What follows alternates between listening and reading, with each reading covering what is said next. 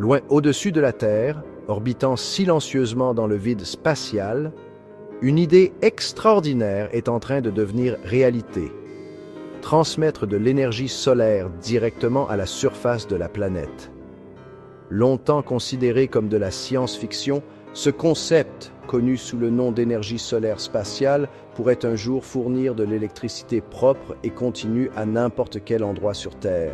Mais comment cela fonctionnerait-il exactement? Pouvons-nous vraiment envoyer de l'énergie dans l'air, à travers l'espace, de manière sûre et efficace?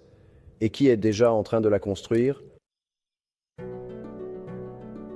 L'idée centrale est d'une simplicité trompeuse. Au lieu de collecter l'énergie solaire sur Terre où les nuages, l'atmosphère et la nuit tombante interfèrent, on la collecte dans l'espace où la lumière du soleil est constante.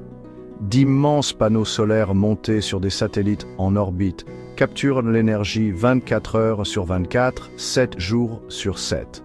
Cette énergie est ensuite convertie en micro-ondes ou en faisceaux laser et transmise à la Terre où un récepteur spécial appelé Recten, la reconvertit en électricité utilisable. Pas de câble, pas de carburant, juste de l'énergie concentrée envoyée directement depuis l'orbite.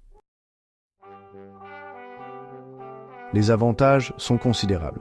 La transmission d'énergie solaire depuis l'espace offre un approvisionnement énergétique constant et indépendant des conditions météorologiques, idéal pour les régions isolées, les zones sinistrées et même les opérations militaires.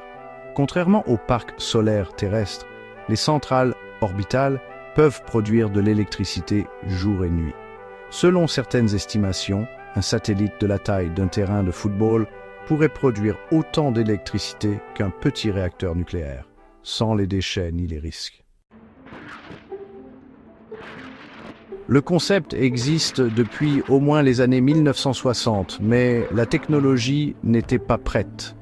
Aujourd'hui, grâce au progrès de la science des matériaux, de la miniaturisation des satellites et du contrôle précis des faisceaux, les pays sont lancés dans une course pour y parvenir.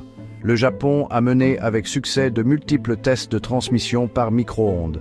L'armée américaine développe un projet appelé Speeder pour transmettre de l'énergie depuis l'orbite vers des récepteurs terrestres. Et l'Agence spatiale européenne a lancé Solaris, un programme explorant la production d'énergie orbitale à l'échelle commerciale. Le plus grand défi technique réside dans la précision du faisceau. Pour transmettre l'énergie de manière sûre et efficace sur des milliers de kilomètres, le système doit maintenir un faisceau concentré, verrouillé sur un récepteur en mouvement, sans interférence ni dispersion. Les faisceaux micro-ondes sont de faible intensité et sans danger pour l'homme, mais un mauvais alignement ou une distorsion atmosphérique peuvent entraîner une perte d'énergie significative. C'est pourquoi les ingénieurs conçoivent des systèmes d'alignement automatisés qui utilisent un retour d'information en temps réel et un positionnement orbital pour maintenir une focalisation précise. Lors de simulations, des systèmes de contrôle de précision ont démontré leur capacité à se verrouiller sur une cible avec une marge d'erreur inférieure à 1 mètre, même à 36 000 km de distance. Ces avancées pourraient permettre des tests fonctionnels d'ici la fin des années 2020. Il existe également des préoccupations politiques et environnementales. Qui contrôle l'infrastructure énergétique orbitale? Pourrait-elle être utilisée à des fins de surveillance, voire même pour la militarisation de l'espace? Le droit international n'a pas encore rattrapé son retard sur les services publics spatiaux, et les premiers à déployer ces technologies pourraient bien établir les normes. Malgré tout, le potentiel est immense.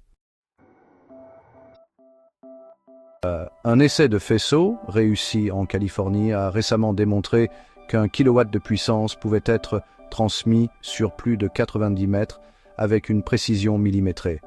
Au Japon, des chercheurs préparent des tests sur plusieurs kilomètres. D'ici 2030, nous pourrions voir des faisceaux transcontinentaux reliant l'orbite à des récepteurs éloignés, repoussant les limites non seulement techniques, mais aussi politiques. Imaginez alimenter une ville entière sans toucher à une seule source d'énergie locale. Ni pipeline, ni générateur, ni panneaux solaires. C'est la vision qui guide cette recherche. Dans les zones sinistrées, des champs de rectènes temporaires pourraient être déployés pour recevoir de l'électricité de secours depuis l'espace. Dans les communautés isolées ou les bases militaires, l'énergie pourrait arriver silencieusement et en toute sécurité, même lorsque les routes sont bloquées ou que les intempéries coupent les lignes d'approvisionnement traditionnelles. La flexibilité à elle seule change la donne en matière de sécurité énergétique mondiale. Et avec suffisamment de satellites, les pays pourraient réserver de l'énergie orbitale pour les périodes de pointe, comme les vagues de chaleur ou les pannes de réseau, d'ici les 10 à 15 prochaines années. Certains concepts expérimentaux vont au-delà de l'énergie solaire. Ils proposent de récupérer l'énergie du champ magnétique terrestre ou de collecter l'énergie du Soleil réfléchie par d'autres structures orbitales. Comparé au solaire terrestre, ou même à la fusion, la transmission d'énergie spatiale a un atout unique, l'indépendance géographique. Vous pouvez la construire en orbite, la transmettre à l'Arctique, à un village de montagne ou à un navire en mer. Et contrairement aux infrastructures traditionnelles, il n'est pas nécessaire de poser des câbles ou de construire des routes. Avec plusieurs satellites et faisceaux de transmission, la redondance devient facile à mettre en œuvre. C'est évolutif, sécurisé et, une fois lancé, ne nécessite aucun carburant pour fonctionner. Les délais varient. Certaines démonstrations commerciales pourraient avoir lieu avant 2030, avec des livraisons d'énergie limitées à des clients gouvernementaux ou industriels spécifiques. Les réseaux orbitaux à grande échelle sont probablement plus lointains, possiblement 2040 ou au-delà, mais les choses se mettent en place, les coûts de lancement diminuent, notamment grâce aux fusées réutilisables, le ciblage par IA améliore la précision du verrouillage du faisceau, la sécurité des faisceaux micro-ondes a déjà été prouvée lors de tests en laboratoire et sur le terrain. La NASA, la JAXA et l'ESA ont toutes prévu des tests à échelle pilote d'ici 2027 à 2029. Si le financement se poursuit et que la coopération internationale se maintient, un déploiement à grande échelle pourrait commencer dans les années 2030, évoluant vers des réseaux orbitaux complets dans les années 2040. Au fur et à mesure que la technologie mûrit, l'énergie spatiale pourrait ne pas être qu'une simple question de commodité. Elle pourrait devenir essentielle. Les besoins énergétiques de la Terre augmentent rapidement. L'énergie solaire spatiale pourrait nous permettre de répondre à ces besoins sans construire davantage de centrales à combustible fossile ni risquer des guerres énergétiques pour des ressources limitées. Et à mesure que la carte géopolitique évolue, celui qui contrôlera l'énergie spatiale pourrait contrôler la sécurité énergétique de régions entières. C'est une course silencieuse déjà en cours. Des villes alimentées par faisceaux, une indépendance hors réseau et une énergie propre provenant de l'espace ne sont plus de la science-fiction. Ils prennent forme sur les planches d'essaims et les sites d'essais du monde entier. Votre pays sera-t-il le premier à recevoir de l'énergie depuis l'orbite? Ou d'autres s'empareront-ils du ciel? Dans 15 ans, cela pourrait être aussi courant que l'Internet par satellite. Une chose est sûre, l'avenir de l'énergie est sur le point de s'élever au-dessus des nuages. Imaginez, nous sommes en 2040.